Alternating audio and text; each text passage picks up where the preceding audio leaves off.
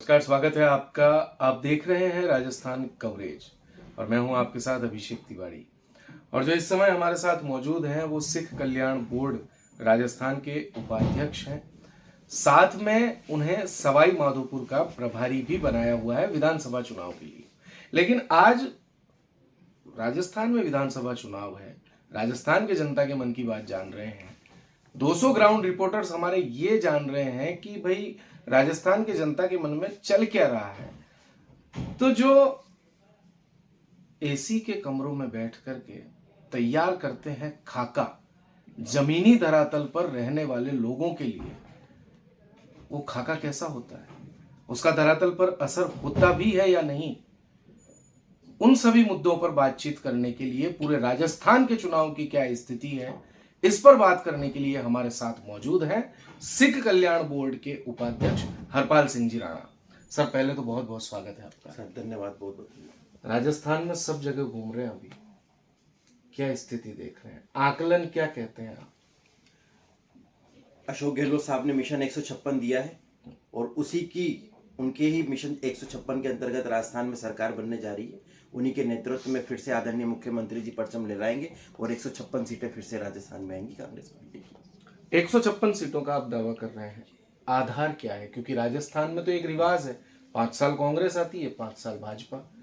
इस लिहाज से तो इस बार भारतीय जनता पार्टी की सरकार बननी चाहिए। आप कह रहे हैं 156 सीटें, आधार क्या है 156 सीटों का? देखिए, अशोक गहलोत जी ने इस राजस्थान में काम किया है, राजस्थान की जनता को गणेश मान करके उनकी सेवा करी है और इसी का नतीजा है कि आज राजस्थान में लोग कह रहे हैं कि सरकार अशोक गहलोत जी की फिर से आ रही है।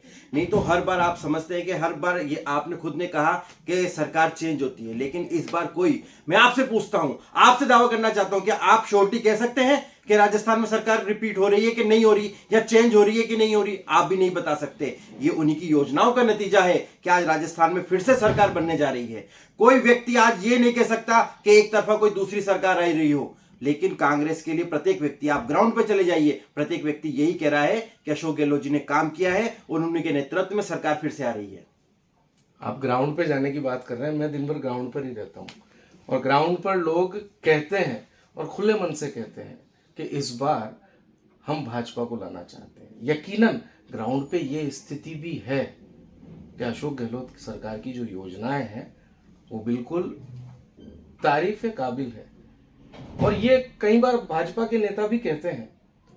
लेकिन जो रिवाज है ना सर, वो रिवाज ऐसा होता है कि उसमें सरकार कुछ भी कर दे लेकिन वो रिवाज जारी रहेगा, ये भी लोगों का कहना है। लोग कहते हैं कि गहलोत साहब की योजनाएं बहुत अच्छी हैं लेकिन सरकार बदलती रहनी चाहिए। इस बार लोगों की नीयत भी बदलेगी और राजस्थान में रिवाज भी बदलेगा और रिकॉर्ड टूटेगा और रिकॉर्ड टूट करके अशोक गहलोत जी के नेतृत्व में फिर से कांग्रेस सरकार बनाएगी। आप देखिएगा। ठीक है, जनता अगर कुछ लोग हैं जो अगर उनको सरकार को रिपीट करने में अलग होगा उनका कुछ ना कुछ, लेकिन मैं मानता हूं, मेरा पर्सनल मानना यह है कि अगर राजस्थान में इस वक्त भी अगर सरकार इन्होंने चेंज करी है लोगों ने, तो आने वाली सरकारें वो लोगों के लिए कतई काम नहीं करेंगी, क्योंकि उनका मानना यही रहेगा कि अगर अशोक गहलोत ने इतना काम कर दिया, उसके बावजूद भी अगर पब्लिक उनको वोट नहीं दे रही तो हमें क्या वोट देगी, हम जनता के लिए कोई काम नहीं करेंगे। लेकिन मैं आपसे फिर दावे से कहता हूं कि अशोक गहलोत की सरकार फिर से रिपीट हो रही है। आप नियत की बात कर रहे थे और मुझे उस पर एक चीज याद आई कि चिरंजीवी योजना जो है उसमें कल घोषणा पत्र जारी हुआ, 25 लाख रुपए से 50 लाख रुपए बीमे की राशि जो है वो इलाज की राशि वो कर दी गई कि आप अब अस्पताल में जाइए और चिरंजीवी बीमा का लाभ जो आपको पहले 25 लाख रुपए तक का मिलता था वो 50 लाख रुपए का मिलेगा। और भी कई सारी घोषणाएं, लेकिन बात फिर यहाँ पर नियत की आकर के रुक जाती है। कहीं कोई ऐसा तो नहीं होगा कि उसके लिए फिर से 4 साल वेट करना पड़े और अंतिम समय में जाकर के फिर से गहलोत साहब जो हैं वो इस तरह की योजनाएं लेकर के आए? देखिए, चिरंजीवी योजना को राजस्थान में आए हुए 2 साल हो गए।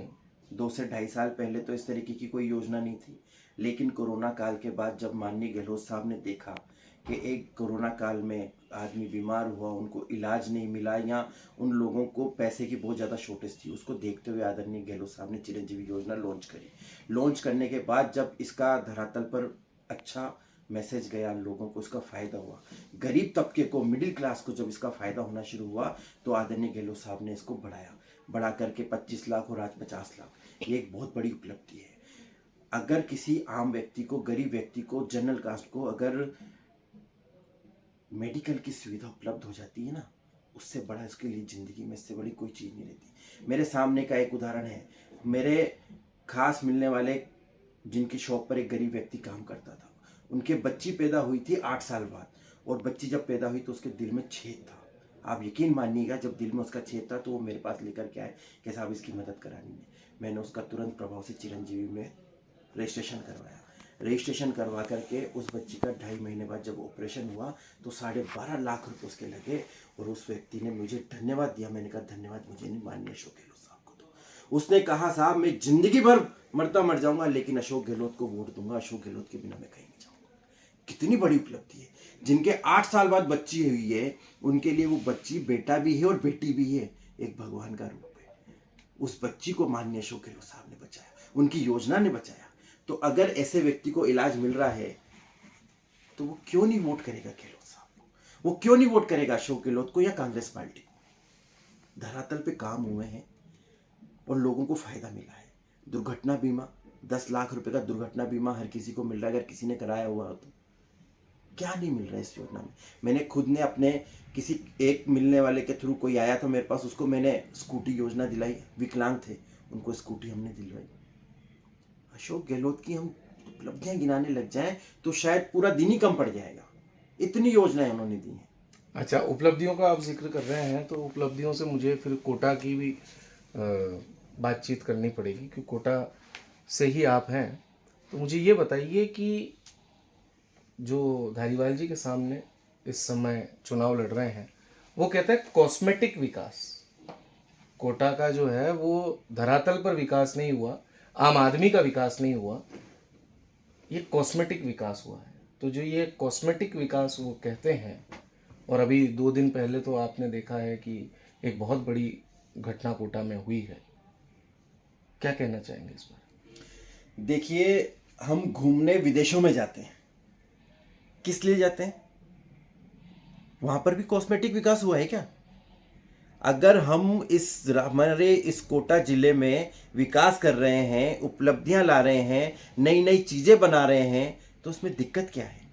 आज कोटा शहर के लोग इसको देखने आ रहे हैं, विदेश से लोग देखने आ रहे हैं। जो आज भी 5 साल बाद कोटा आ रहा है, वो देख करके कोटा को अचंभित है। वो कह रहा है कि कोटा में ऐसा विकास, हमने हमारी जिंदगी में कभी ऐसा विकास नहीं देखा। अगर इसके कारण भी उन लोगों को, उपलब्धि के कारण भी उन लोगों को अगर जलन है तो है, और होगी, क्यों नहीं होगी? क्योंकि उनके पास कोई मुद्दा ही नहीं है।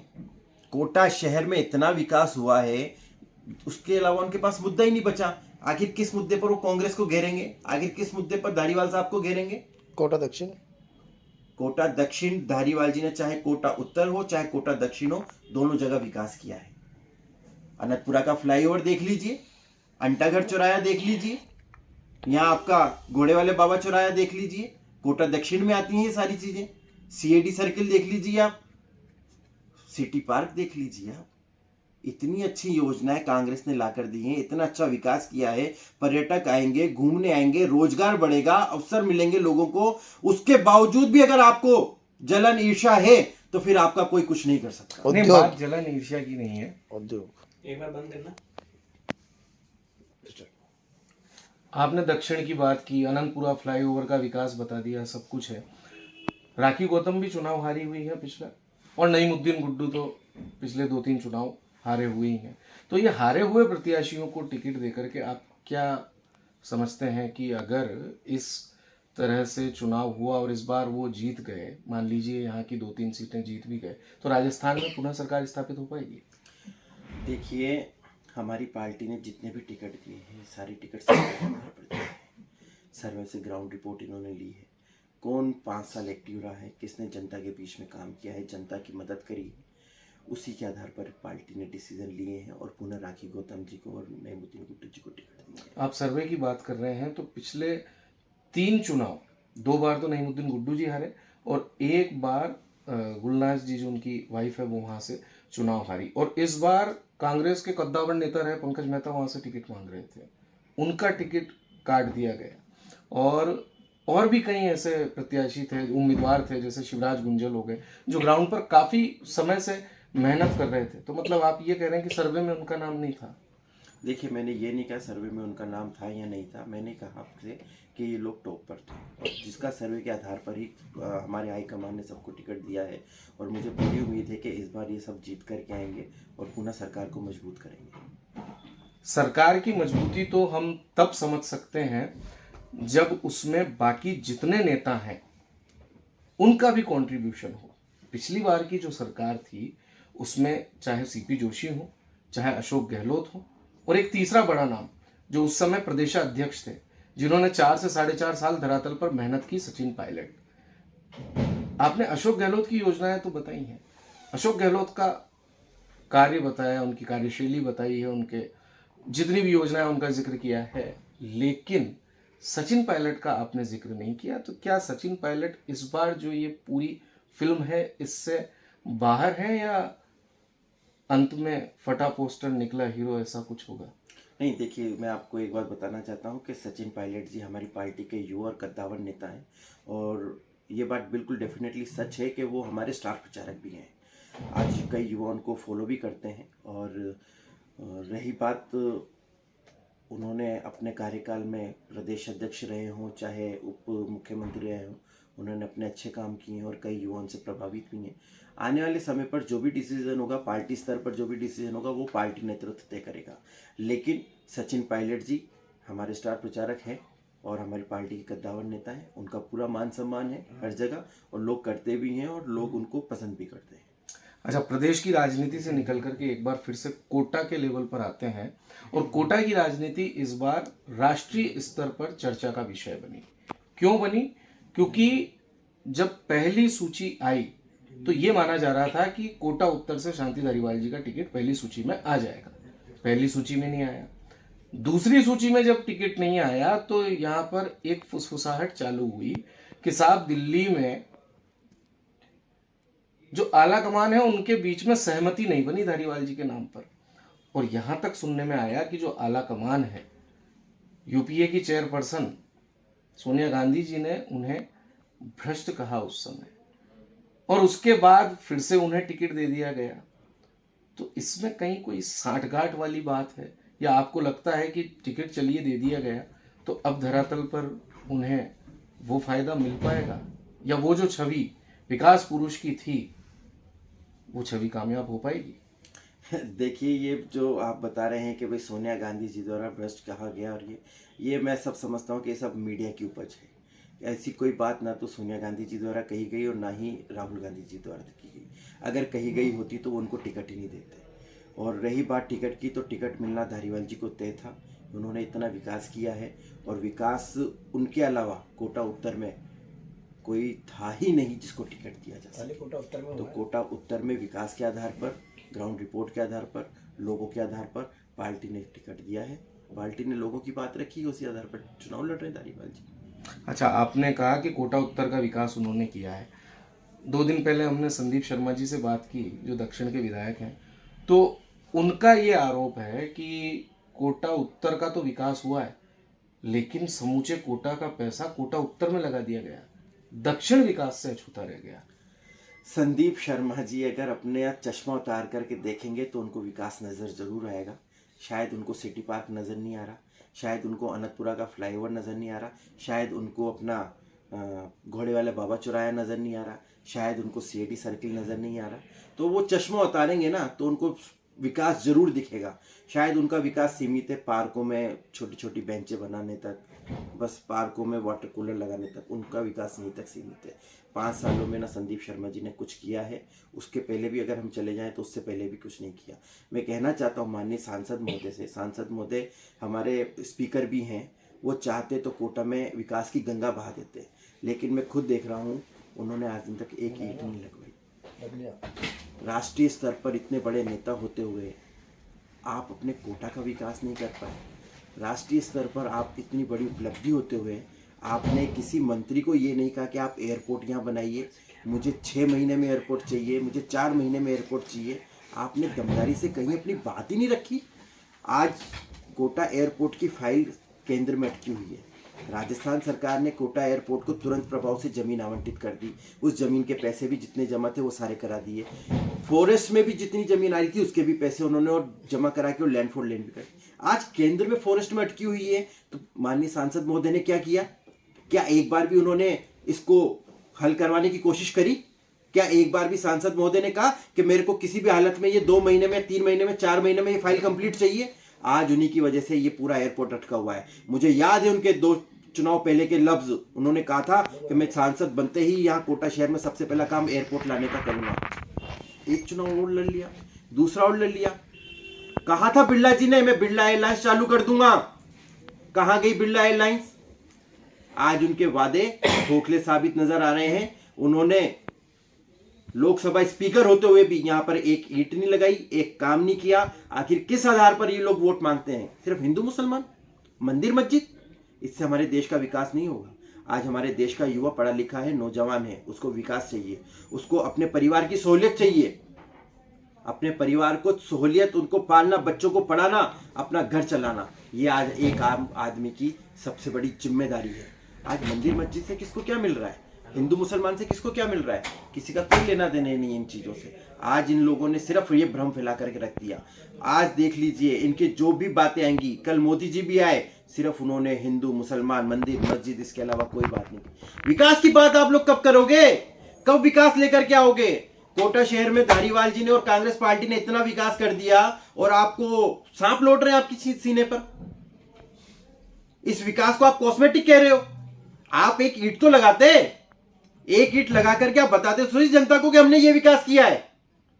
विकास के नाम पे भारतीय जनता पार्टी जीरो है और जनता इनको पहचान चुकी है, इनको समझ चुकी है और जनता इनको नकार चुकी है।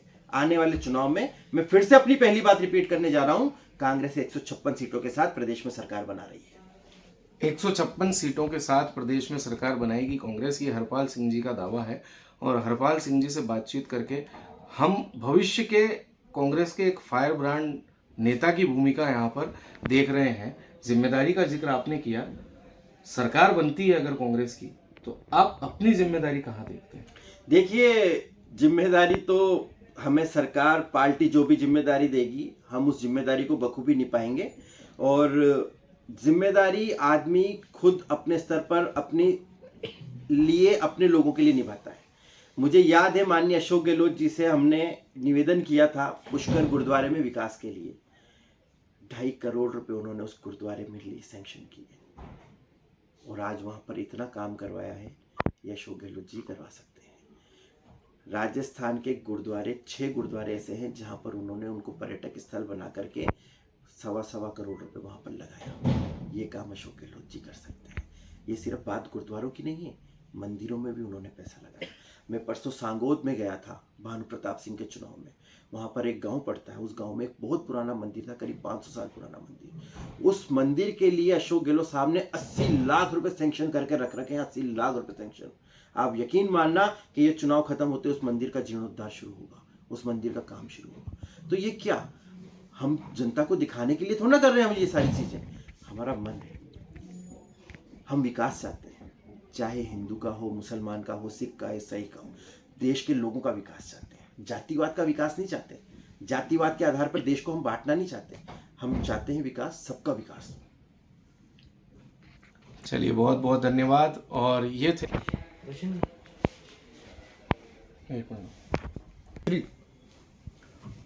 जैसे ही कोटा का नाम आता है, कोटा की कांग्रेस में एक जाना पहचाना चेहरा हुआ करता था, गांधीवादी नेता, और जिन्हें आप भी राजनीतिक गुरु मानते हैं। आपकी भी राजनीति उन्हीं के सानिध्य में शुरू हुई, पंकज मेहता। उन्होंने भारतीय जनता पार्टी ज्वाइन की और अब भारतीय जनता पार्टी के प्रत्याशियों के लिए वो प्रचार प्रसार भी कर रहे हैं।